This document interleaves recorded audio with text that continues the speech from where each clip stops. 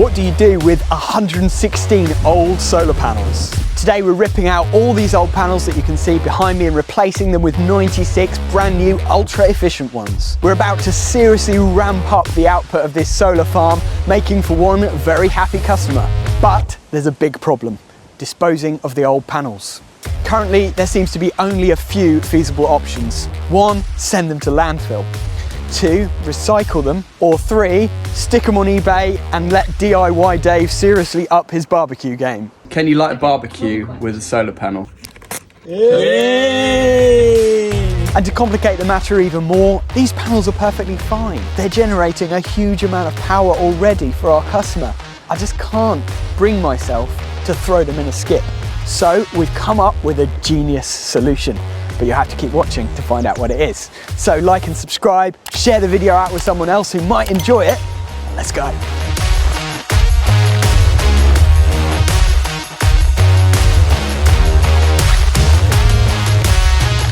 Now you'll probably recognize this property from previous videos. We have done a lot of work here. First, we installed an electric vehicle charging point, batteries, some more batteries, and even more batteries. And the beating heart of the whole system is this huge solar array. The problem the customer has is that although in summer this system generates a huge amount of energy and he is exporting a lot of it, in winter the system isn't quite powerful enough to cover the entire needs of this large property, including this huge 3-phase ground source heat pump. So here behind me, I've got 96 brand new ultra efficient panels, which are nearly twice as efficient as the ones that we're taking out. And on top of that, we're going to install SolarEdge inverters and optimizers to get the absolute maximum out of this system. So the first step to this job is obviously ripping out the old panels. So I'm going to hand you over to Wayne, who's going to take you through it. So my job today is anti-corrosion. This system's been up and running for more than like a decade now, so basically some of these points here are going to need to be lubricated so as to get them freed up. So I'm just going to go around and spray the back rails. You can see the guys are whizzing on, removing all the DC cablings. Our helpers at the back are getting all the panels off, so the job's moving faster than we thought. Let's see when we're going to finish this.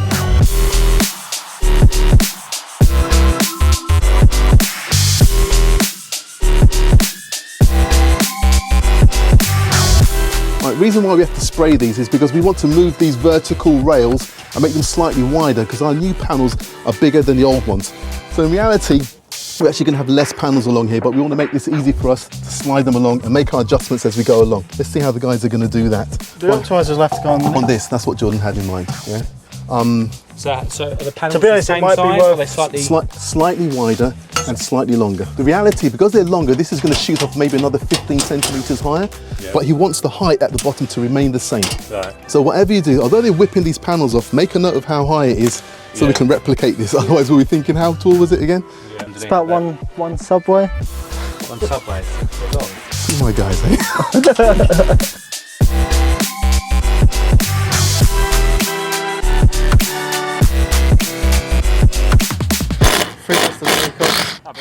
So Jordan's not even finished his pad tie and we've already got the first array off. It's only 9:30, but it's going really well. We've had 1 or 2 of the nuts and bolts, they've kind of rounded off. So we had to angle grind a couple, but we've got some spares. So yeah, it's gone quite well. That's all stripped out, panels off, and we've got 4 more arrays to take off. So if we keep this sort of time limit going, we should be all right for today. We'll give the rails all a bit of a clean up. That'll give us sort of a head start tomorrow, moving some of the rails and setting out some of the panels. All right, Lee, very funny, but the joke's on you because pad thai here costs £1.50 and I'm enjoying a lot of it. Seriously though, the guys are doing so well back there in the UK. I've been having an amazing holiday here and I've hardly had to work at all. But when I do, Tradify makes it so easy. For example, yesterday I was on a boat traveling between destinations. I saw a WhatsApp message from Ruben at like midnight in the UK. It was 8 AM for me here, and he was saying, where am I working tomorrow? So I quickly jumped on Tradify, booked him in on the calendar for the job that he should have been scheduled for, that somebody had forgotten to pop him in. And that's the great thing about Tradify. You can basically run your entire business from a mobile phone or a laptop anywhere in the world. So if you'd like to get organised and level up your admin game for your electrical business or other trades, because it works for any tradespeople, even scaffolders use it, then head to the link below where you can get a free 14-day trial with no credit card details needed. And if you really love it, you can get 50% off your first 3 months using our special code. Anyway, I'm going to hit the beach here in Indonesia, back to rainy England. I'm going to start taking off the old inverter. So we've got this old SMA one here. Let's take off the DC isolators. We're going to replace the AC with a new one. And we're not actually going to be reinstalling DC isolators because SolarEdge is a safe system, which we will be installing. And when the array's off, every panel is only 1 volt out of the Optimiser and it has a DC isolator on it. We're perfectly safe not to install the DC isolators in this instance, so I'm going to remove all this. The project's moving a lot faster than we thought. We're on row 3 already, and if we progress and get this thing completed, Max has promised to buy us lunch. Anyway, we've got some volunteers helping us today. I'd like to introduce first of them, Peter Hello, Gregory. I'm Peter Gregory. I'm from Cody Earth Solutions. We're a company that works in both the UK and in Mauritania. Yes, as in Mauritania, Africa. Let me explain. Right now, 675 million people around the world live without electricity. That's around 10% of the world's population. And 80% of those are living in sub-Saharan Africa. Incredibly, just as we were planning this project, someone got in touch with me to pitch an amazing idea for reusing old solar panels. Here in the UK, we have loads of rain, too much rain in fact. But in Africa, they don't have enough. Whereas the inverse is true about sun. We don't have enough sun here, and they've got loads of it. So the idea is to capture the sunlight with these old solar panels, use it to generate electricity, to pump water from underground and to irrigate the land and make it fertile so that they can grow food to feed their village. These panels are going to be more efficient out there because in Mauritania they get way more average hours of sunlight per day. So in fact, the panels that we're shipping out are going to create as much energy as the new panels here, so these panels will be ideal to power a small village in Africa. Right, now that's cleared up, back to Peter. These panels here were destined for landfill, but in Mauritania they are very valuable. They produce 3 times as much electricity as they would in this country. So isn't it good to know that our stuff is not being wasted, it's actually going to a good cause? That project, when likely will that take place? It's basically they're waiting for them to arrive. Right. As soon as they arrive, it will take probably about 6 weeks to get them to Mauritania, and then another 2 weeks to get them to the site, which is close to the border with Senegal, and then they'll be up and running. The pumps are already there, they're waiting for the panels. Just these panels? Yep. It sounds like another video to me, doesn't it? Well, let's get cracking on then, we can get this completed. Thanks, Peter. Okay. Appreciate that. Cheers. All right.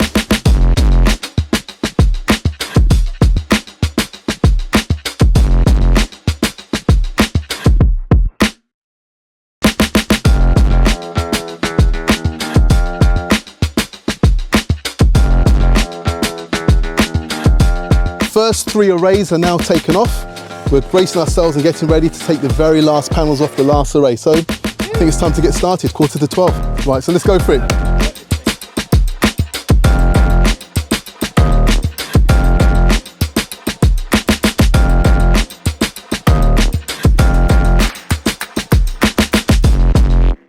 Right, so our ductwork is now laid in position in the trench. This is what's going to feed our Cat 6 cables right the way back to read our CTs and also to do our internet. So what we've done there, we've laid that in the trench. We're now pulling in an extra draw wire, piece of rope, because we trust this one more than the one that came with it. Wayne's the boss. Wayne said, finish this week, have a week off next week. Don't tell Jordan. Me and the customer have just pulled the duct all the way through the trench that was dug. That's going to end up coming through here somewhere. One of them is just going to come along and we're going to have a SolarEdge Modbus coming off this fuse board. So one will be doing CTs on the main head, and then the other one is going to go up into the loft space, over into the garage, and then we've got a network switch there, so that will be doing the internet out to the first SolarEdge inverter. Hi guys, I've got some exciting news for you. As you know, here at Artisan, we love Hilti power tools, and they finally released a discount code for us to give you guys. If you're a new customer, you can get a massive discount using our special code here. There's a link in the description. Now, back to the video. So Wayne's just got to get picked for the gram. Wayne, smile. Wayne's on camera. Oh, can you feel the rain coming? I'm feeling something coming, man, and I thought it was my sweat. Everything's going so smooth now. Ducks in the ground, the draw tape's in. When we open this, we want this to be on a drum. We want it to be on a drum. Let's see. Surprise, on a drum. We're safe, we're safe. So we're going to attach it to this. There's enough on this to pull through the remainder, I think. I'll let you have the choice, Wayne. You're back in the office tomorrow, so you might as well choose what... I'll draw the short straw. I think if I pull, I'm in trouble, but let's go for it. Let's see. I'll go pull if you want. Let's see let's have a try pulling. You can see me huffing and puffing. You don't sincerely mean that. No, you want to see me huffing and puffing. That's what it is. Okay, Lee, can you hear me? Over. I'm going to start drawing on the rope. This is going too easy. Right, I've got the cable now. I'm going to bring about 20 meters out. Hello? It's going to be a long pull. So I'll just coil this up and then we'll cut that rope and leave a little bit just for future. Start getting some of this stuff cleared away so they can backfill all the trench now. So from Cody, thanks to Artisan Electrics, we've got 120 panels here to package. That will basically support agriculture and it will also support the provision of drinking water. So it's a fantastic donation of panels which otherwise might just go to landfill. Really good stuff. Thanks, guys. Now the problem is, to fill a container, we need more than just 100 panels. A full container will take 600 solar panels. And we don't want to send a half-empty container over to Mauritania. We want to fill it up. So we need your help. If you are removing old solar panels or you've got a project to do so in the near future, please get in touch. There'll be an email address in the description below where you can contact us to find out how you can donate your panels, and together we can fill this container and help to irrigate and power an African village. Just removing all this old junk. Look at all this silicon or CT1 that they've put around the stuffing glands. These are just going to go, we're just going to go straight into the SolarEdge inverter, and we're going to be replacing the AC isolators. So I'm just prepping it all really, getting everything stripped out that we don't need, and then we're going to give the rail a bit of a clean up. It's a bit green and mouldy, it's been out here for a few years. So it looks like we're all wrapped up here. All the panels are off. Lee and Luke are going to be coming back tomorrow, so we'll catch you then. Okay guys, welcome back. It's day 2. There was a big thunderstorm last night with lightning. So as you can see, well you probably can't, but the ground is soaking wet. Lee was clever and bought his little cousin's wellies, me not so much. So yeah, it's a bit muddy, but today the main goal is to try and get all the panels on. We'll start getting them on. So these are supporting brackets, and we're going to have to undo them slightly and move them across and adjust them just so they reach either end of the panel. We've brought out a little string line just to make sure the top and bottom row are level. You can see we've put that all the way along to the other end. So yeah, we're just going to start taking our time, making sure the first row is straight and level, and then continue from there.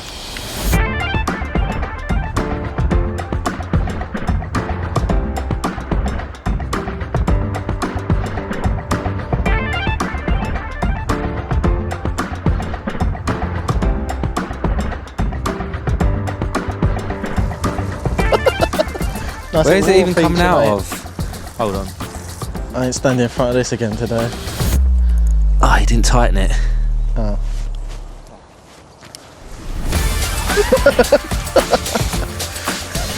What is going on with this? Yeah, deal with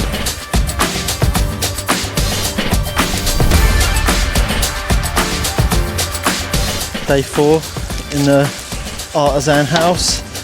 Lee's cleaning the rail. It's all covered in moss and all sorts of gunk. We're just going to give it a clean up before we put our panels on, and at least it just sort of gave it a new lease of life. And then we'll space the rails out to fit the new panels.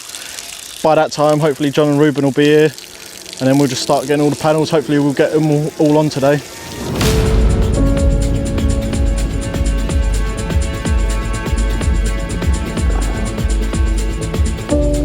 Okay, this is the rail. This is set to the old panels, and the new panels, we've found these bits of cardboard are pretty much a perfect size of the width.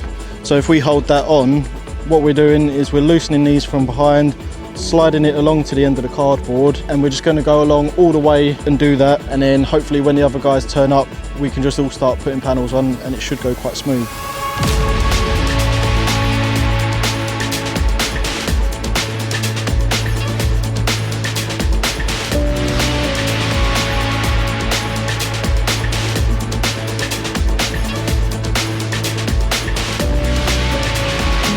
All these vertical rails along here, so we spaced them out for the correct width, but when you loosen them they can actually move up and down on the horizontal rails as well.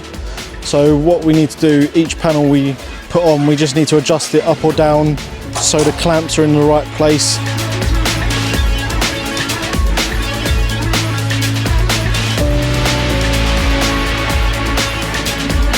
So I don't know if you saw in footage earlier, we actually had one shattered panel that got damaged during delivery. And we've just gone to mount this one over here. And as we put it on, you can see there's a big old scratch that goes across. Obviously that'll be in delivery or manufacturing process. So we took it back off, left it to the side. Luckily we have 4 extra panels ordered on this job anyway. So we've already used one extra. I'm going to use another one here and hopefully all the rest should be fine. But yeah, it's just good really that we over-ordered and had 4 extra panels. Nearly midday, so we're going to stop for some lunch in a minute, but we've got all these panels on. You see Luke's little head popping over the corner, so he's just doing the top brackets. We have to go along on a ladder just to reach over to get them, and then these middle ones, they're a bit out of reach from the bottom and from the top. So what we'll do, we'll get the telescopic ladder set up with a big softy and we'll go along, and then we can just rest that on each rail and get to them middle ones. And then once these are all clamped down, we can just mark up and cut off this excess. Obviously originally the old panels did come up to there because there was more of them. And then yeah, that's that one done. We've got one more to do and we can start putting all the optimizers on. So we're on day, insert day here, it's the 8th day, isn't it? So all the panels are on, there's panels on behind you as well. And we've got all of these optimizers on and linked together and on the site map as well. So it's 96 panels, 96 optimizers. So what's got to be done now, this is one example of it. We've got to put all these little cable bases on, and we're just trying to make it look a bit nicer and put all the cables out of the way, so they've all got to come in to here and look pretty. It's got to be done 96 times across. But if I show you where I am now, I'm definitely going to roll an ankle today. Right, some progress has been made. There is an inverter up. So this needs to have, we've got our DC strings from the other panels coming into here. So we need to just come out of here and into the inverter. We've got to get an AC isolator up here from the consume unit to feed this, and then that one's more or less done. All the data's already been connected up by Lee on Friday. And this enclosure is where our fuse board's going to go. So before there was a manky old plastic unit there, wasn't really fit for purpose. So we're putting this in here, and it's a bit of a mare. You may have seen a bit of a debate on the interweb, led mainly by Jamie Blatant, who's been arguing, and rightly so, that consumer units shouldn't go outside. So this is inside an enclosure to protect it from the elements. It's also going to be having a little frost-stat heater in there. So when these MCBs get too cold, they get, effectively, it rates them up. So the bimetallic strip in there, where if it's supposed to trip at say 32 amps, that will be, because it's colder, that metallic strip would then take say 20%, 30% more to trip out. So it derates them, or rates them, depending on what way you look at it. So they're rated at 30 degrees Celsius. So the frost stat here, when it gets cold, should keep these at the proper operating temperature so they're nice and safe. And it's underneath these panels, and to be honest, it's cool as anything. This is absorbing all the heat, so it's not going to be overheating or anything like that. So yeah, that's what I'm going to be doing today. So with working inside this enclosure, you have to plan everything ahead. So I've got cables coming in. So I've put a couple of stuffing glands in here for these two, and they're a fixed length, so I might have to extend them. I've got another one coming out here, and then I need another one coming out the top for the tubular heater. But I can't get in there, so you need to plan everything, get in there. And if you make a mistake, you've got to undo the whole lot and bring it back out. So it is a bit of a pain. You've got to think 10 steps ahead, and on a Monday morning, I've got about 2 steps in me, if I'm honest.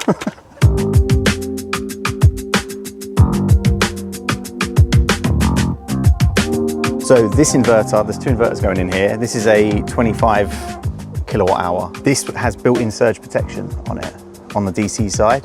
So there's nothing to worry about here. However, the other one, which is 16-ish, I think, has no surge protection. So we have to, where we're installing that enclosure, it's going to come into a row of surge protection devices, so that it will be protected there, and we have surge protection on the AC inside the house. So everything's covered, because the last thing you want is a surge taking out nearly 100 solar panels a year. So this is unique on a 3-phase board. They're not normally sort of across like this, they're normally going down. If you look at this buzz bar, you can see they all look like they're in a row, but it's actually 3 separate bars all within here. So they're all staggered. If you look down it, you can see they're all staggered, the phases. So it's quite cool. So you can put a 3-phase breaker on or a single-phase breaker, and the buzz bar is just in one little row like that. It's quite cool.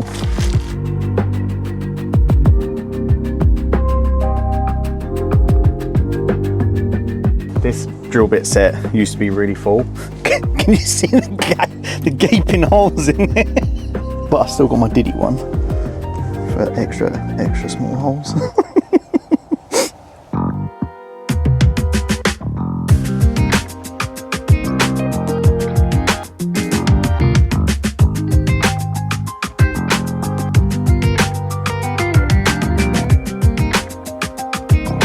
So this is our incoming feed from the house. So that's got to reach that main switch. Too short. But this one here goes over to the second inverter. So there will be another AC isolator. So that's buried under the ground here and shoots off down 2 rows of panels away. And that one goes down and all the way up to the house.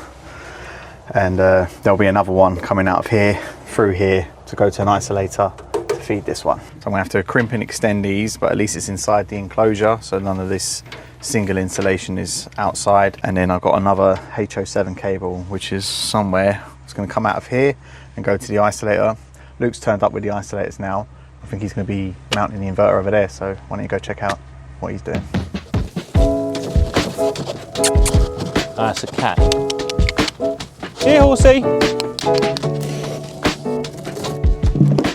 Should I help Max or just film? Mate, just film. You get that content, mate, don't worry. Any point Max jump in and help. It's fun.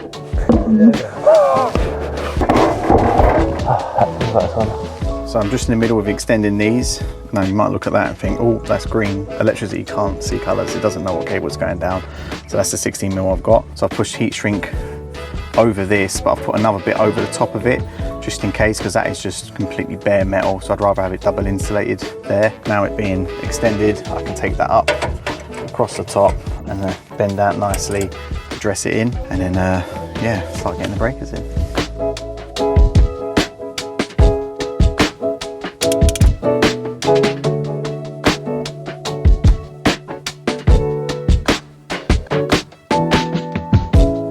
Right, so it's coming to the end of the week of week 2. 96 panels, they're all on. It still needs commissioning, but we're just waiting for John to get some materials because we got let down on a few things. So he's had to drive off, go get some bits. So once they come, we'll get the last bits on, and then hopefully the commissioning will go okay, because all our panels are basically right next to the inverters. Only problem is it's quite cloudy and overcast, a bit rainy, so that might be against us. But hopefully in the sun, he can generate some nice power from it and be earning on them fit payments. Before, we had a couple of SMA inverters here, so they've all been ripped off, and we've now got a whole SolarEdge system. As far as I know, this has got DC surge protection built in, so that's okay. We don't need to install it for the strings, but the bottom inverter is the smaller one, which apparently hasn't got surge protection in, so we're having to fit a external IP box with the surge protection in that.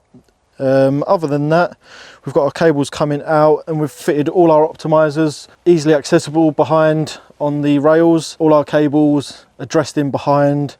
We've still got to label it all up. You've got these old labels that are from the old array, but we're going to stick some nice new ones along. This is the SolarEdge Modbus. As far as I'm aware, you don't actually have to install these, but it's good if you want to monitor it all on the app. So we install them as standard, and what we've done is that's coming off this 6-amp breaker. That's also doing the Solison Pure Drive battery system that's in this property. So we've come off that breaker to feed this, And then because it's 3-phase, we've got 3 CTs which go around each phase of the main head, and they point towards the grid with SolarEdge. And then there's a data cable, and that's basically doing your RS485 link between the Modbus and the first inverter. And then there's also one of them cables which links both inverters together, and it all talks to each other. So this is a 16 kilowatt inverter. This feeds 20 panels onto a array. So you've got 20 panels here, and then just behind you is another 20 panels. Sadly, the only thing that slows us down, like Lee mentioned earlier, we've got no DC surge protection on this inverter because of the size. So we're still waiting on the enclosure, and that's what's actually held us up on this job. As you can see, we've got all the DC cable in place ready. So as soon as that surge protection enclosure comes, we'll install that, and then we can get up and running. Okay, this is all done now. Fuse board's all in, cables are all in. Heat is in. This is set to 5 degrees so that if it does drop below 0, it will warm up this enclosure so the MCBs have a chance of operating and won't be derated in any way. Okay, so well done if you've made it to this part of the video. What I'm going to do now is I'm just going to quickly walk you around and show you the changes we've made to the original install. Okay, so this array actually has only 96 panels, whereas the previous one had 116, and there's actually a reason for that. These new panels we've installed are 435 watts, compared to the old ones, which are actually only 255. So that's nearly double the efficiency. So that means combined over the new panels and the whole array, we have a combined generation of up to 41 kilowatts compared to the original, which was only 29. Even on days like today, which is very overcast with not a bit of sunlight, the customer is still generating 6.9 kilowatts. We changed the old inverters, which were Sunny Boys SMAs, to these new SolarEdge inverters. The old ones were only 12 kilowatts and 15, and these new ones are 25 and 16. So I hope you've enjoyed today's video. YouTube now is probably going to recommend 2 videos up here and down here which you may be interested in, so we'll see you on the next one.